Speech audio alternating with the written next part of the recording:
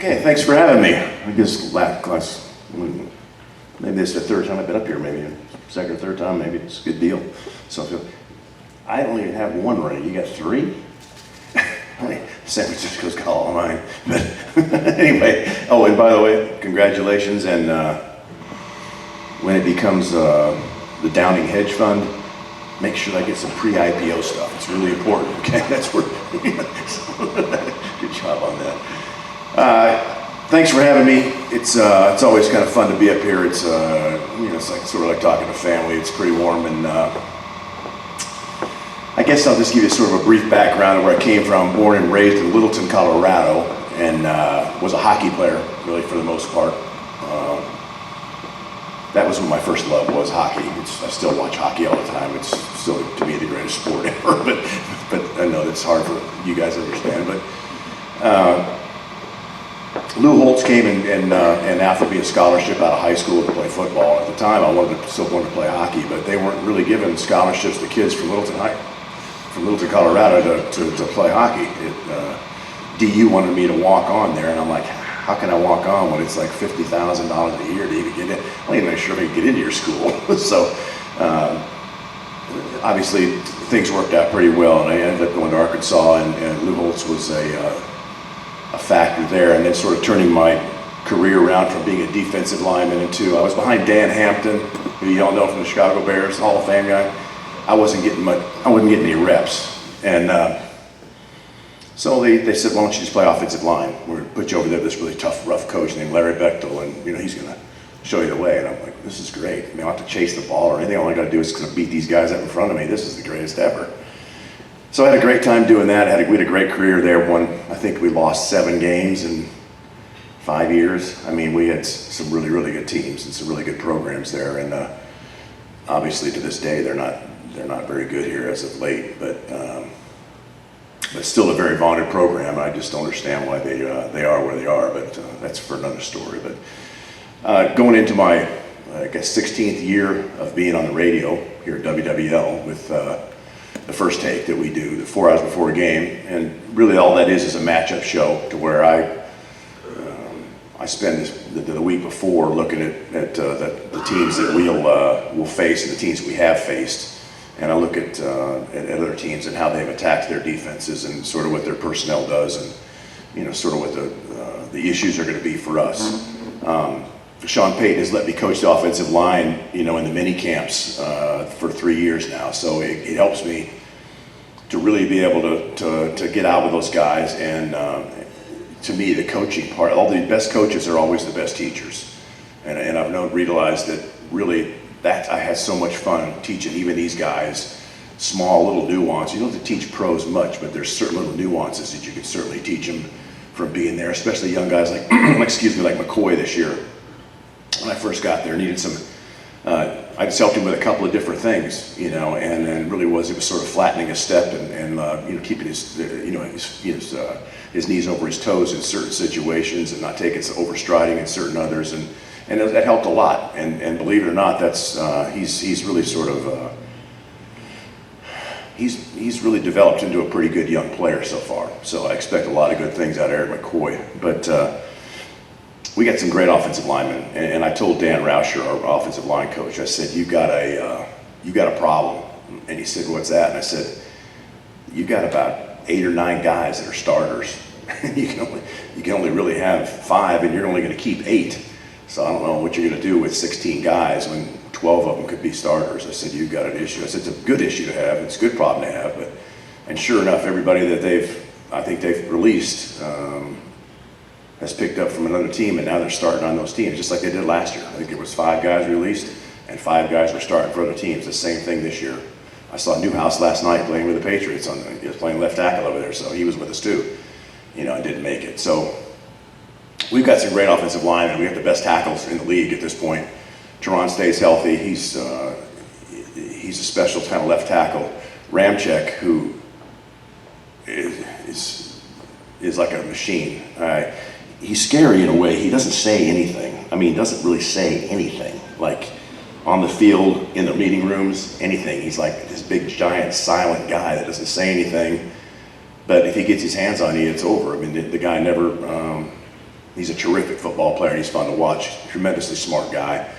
And then the rest of our guys, providing we keep these guys healthy, we're doing a good job. So, you know, like I said before, I cut up these things. Like last night, I don't know if you watched the Monday Night Football game, but that was, you know, that was a complete implosion on the Jets' part, and I don't understand whether if they had the quarterback was still frazzled that he couldn't pick up the zero cover blitz or what, because that can't be the first time that he's seen that. But at the same time, the Jets had no solution for it. And I just don't understand that, or maybe they did and he couldn't carry it out. But whatever the combinations of reason was, it was bad. So I look at those same types of things when I look at other squads and I look at other teams, and I can tell by looking at the defensive fronts that we've played in the past and what we're going to play here coming up. And to me, if I kind of fast forward, and I hate to do that, but I've looked at these teams, and the two teams that are going to be hard for us to beat are San Francisco, and the reason is because of their defensive front. And I used to say we used to have a hard time a few years ago when the Rams were the St. Louis Rams. We had a hard time with that defensive front, and it was because we didn't match up well. And look, our offensive line is better than that now, so I don't know exactly how that matchup is going to be, but I know that San Francisco built that team the way it's supposed to be built, from defensive front and offensive line out. And because they realized, look, and I guess that's Lynch, part of that's Lynch, and what he's done with that. But the other team is the Colts. And you think, what in the world, the Colts? I'm thinking the Colts. If you watch the Colts offensive and defensive lines, I don't know. That could be a problem for us. We might have a problem there. But I still am going to stick to my original, I guess, prognostication of the Patriots and the Saints again this year. It should have been the same way last year, but we know what happened there. But I still think that the way things are going, that it's still going to be the Saints and the Patriots in the Super Bowl. Now, I, like everybody else, took a deep breath and swallowed hard when our number 9 got hurt. But I can tell you that Sean Payton has coached his ass off for the past 6 weeks, and I love watching that, because I knew this is something that he was, in a way, sort of relishing the fact that, okay, I love Drew Brees, and he's my right-hand guy, and he's the hallmark of our team. But at the same time, this gives me the opportunity to really coach in a different way. And what that's able to do is take guys that, Teddy Bridgewater is a great quarterback in his own right, but when he wins games and plays the game, it's not going to look like a Drew Brees game. And so I tell people all the time, don't get caught in the fact that you're looking at the Saints all of a sudden have had to do all these dynamic different things to win a football game. No, they haven't. All they did was plug Teddy Bridgewater and they give him certain things to do, but they've allowed him just enough to make plays without getting you beat. Because a quarterback will most times lose games for you than they will win games for you. There's only a few quarterbacks that are capable of actually winning games for you. I don't think Teddy Bridgewater is a guy that can win games for you yet, but I certainly believe he's a guy that won't get you beat either. So the fact that our defense has stepped up and done what they've done, I could see sort of that in the making. In those mini camps, I could see that we had a different sort of makeup there. The fact that Davenport has come on has made a huge difference, because he was getting a lot of issues, and a lot of people giving him some issues about him not being a guy or not, pulling his weight at this time. But he certainly has changed that, and I knew it was just a matter of time before the light went off there. But anyway, I expect that this week is going to be tougher than people imagine. The Cardinals are not a good football team, but they've won their last 3, and Kyler Murray is going to create some issues just from the standpoint of letting him run around. He's like a jackrabbit back there, and so we're going to have to play some discipline, gap control defense, but like we would, and I know that we'll do the same thing. It's the way we beat Russell Wilson, sort of along those same lines. But other than that, that's really, I'll give you sort of that's. If there are any questions about anything, certainly, yeah. Hey, we all know that we're looking to have Drew back after the bye week. As an offensive lineman, how long would it take for them to get readjusted to what Drew does and what Teddy does? or is it just like riding a bike? They'll just be able to roll right away? For the guys that have been there, and most of those guys, the veteran guys, are on the offensive line, they're there. McCoy hasn't been there as long. He'll be the one that's going to have to adjust the most because he's a center as well. But he played enough with Drew that when it comes back, it's going to come back to him fairly quickly. But even the way that there's a difference between the way Drew Brees would call a play and the way Ted Bridgewater would call a play, the way they go about their snap count, the rhythm of it, the sound of it, all that stuff is different. And so the little nuances there will be a little tricky, but that'll be stuff that they'll be able to work out in practice. So when they say that Drew Brees is going to be, ready to go, I don't know exactly what that means, other than the fact that I know he wants to go. Of course he does, but at the same time, do we have to protect Drew Brees from Drew Brees, at this juncture? Because we certainly don't want to set him back at this point. But I think they'll find that out in practice. And I think if they feel like he's capable and he's accurate enough with his throws and he doesn't have any setbacks with the thumb. I had that same injury, but it was on my left hand, and I'm not a quarterback, okay? So I could play with this big cast on my hand, and it wasn't that big of an issue, but we're talking about two different things when you're talking about a quarterback, and it's on his right hand, and that's the hand he throws with. So, but that being said, I think they'll figure that out, with the doctors and the trainers, and then Drew is going to have to be honest with himself and say, look, do you feel like you can go out there and play and not throw the ball away and do, be as accurate as we've seen you be before? And I think he'll want to come out and show his best too. I don't think he's going to want to go out there just for the sake of being out there and then muck it up. I don't think he wants to do that either. So I don't really know what the answer is to that, but I don't want to sound evasive, but that's about as close as I could get to. I think I'm circling around it, but I don't know exactly what it'll be. Yeah. Steve, how concerned are you about Kamara's ankle? Do you think after the bye week he'll be fine? And two, do you think that, looking at the Saints' offensive and defensive lines, kind of like the Colts, that's why the reason they're able to survive losing their quarterback is because they're so good up front? Well, that's exactly right, and I'll answer that second question first. That's exactly what it is. And when you have strong football teams that are comprised of defensive linemen and offensive linemen, you're able to withstand so many different things that happen to guys that are in the, I hate to use that term, skilled positions, because it takes some skill to play this other game too. But at the same time,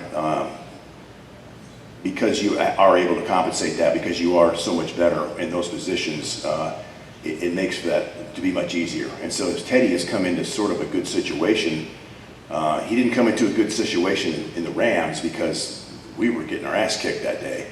And he didn't get any snaps that week, and he looked like he didn't get any snaps that week. But then you saw that preceding week, and you saw how much better he got, and then the week after that how much better he got, and the week after that how much better he got. He'll be better this week, if he in fact plays this week, and it's not Drew, than he was last week, because I think Sean gives him just enough to digest. He's a very smart guy, and just enough to not hang himself with putting too much in his head and too many different things to do. Doesn't want him to play like Drew Brees. He wants to play like Teddy Bridgewater, and I think Teddy's doing a great job of that. And then the other part was Kamara. The high ankle sprain is those are kind of funny because in some instances those are the ones that linger, and it's not just the ones where you sort of roll it over and it swells up and looks bad. It's the one that's higher up, and it causes you a little bit more of a problem for a period of time. And again, I don't know how severe Alvin's is because I saw him still playing with it, which tells me that it wasn't something that, man, they had to cart him off with, or he had a really hard time walking. And then obviously when his adrenaline wasn't running and he was cooled down after the game, it probably started to hurt him, and that's probably when they said, hey, something's wrong here, and now we have to. But I would expect, even if I don't know how well he is, and I don't know if he's going to practice this week at all. If he doesn't practice this week, I wouldn't expect him to play. But even if he was, I would say, you know what, we're coming up to a bye week. Why don't we just chill out and not use you this game because let's just give you another extra 10 days, you know, before we put you out there. That's what I would do, but again, it's not my call. Yeah. Yeah.